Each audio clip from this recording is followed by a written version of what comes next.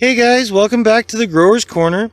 So for this video, I wanted to kind of talk about and continue our discussion that is connected with pest prevention and beneficials, and use this video to talk about beneficial bacteria. Now, beneficial bacteria work much the same way as beneficial insects.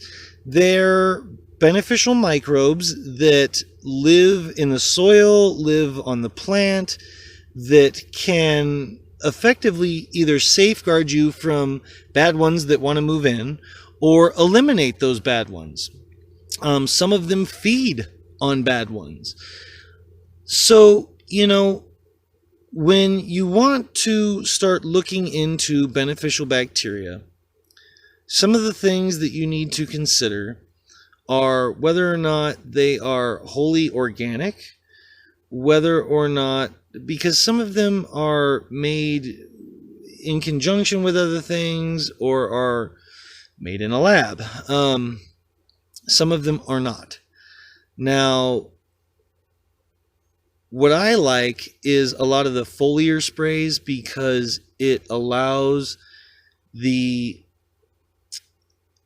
leaf surface to become a place that things like mold and powdery mildew do not want to exist. And they're a general problem, the bane of cultivators' existence, basically. The other is in the soil. And I've shown you guys before, I like myco beneficial bacteria because they are so effective at feeding the plant.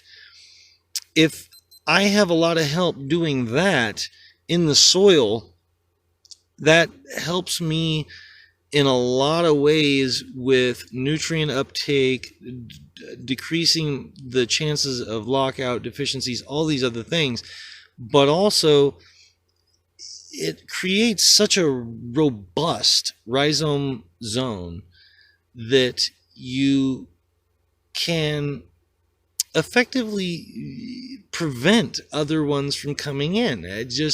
They penetrate and concentrate so thoroughly, especially in potted plants, that there's really just no room. If there was, they'd get consumed. I mean, there's just no room. You start talking about billions and billions and billions and billions of spores that are working to your favor. Odds are any bad guy that works in or walks in there is just going to get annihilated.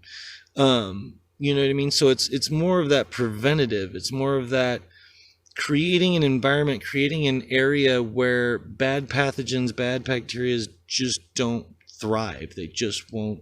They just can't exist.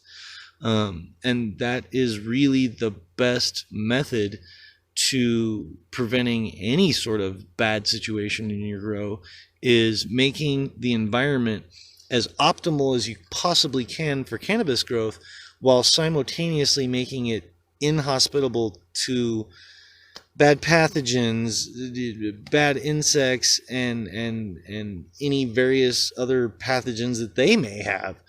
All right, guys. Until next time, this is the Growers Corner.